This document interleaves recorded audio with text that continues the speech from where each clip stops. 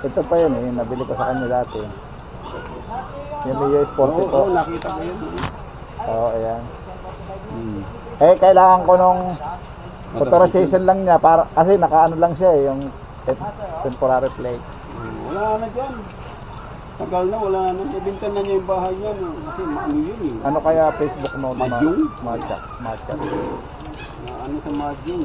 Nalulong sa Madyong. Bagong silang Fairview. Yung ano, pinapasada Saan yung ang paradahan po kayo nila dyan? Ang pilahan nila dyan? ano, wala silang pilahan dyan. Tatanungin ko na lang sa Ganyan lang sila. Fairview, bagong sila. Oo, Fairview bagong silang ano, makikita mo siguro sa Fairview.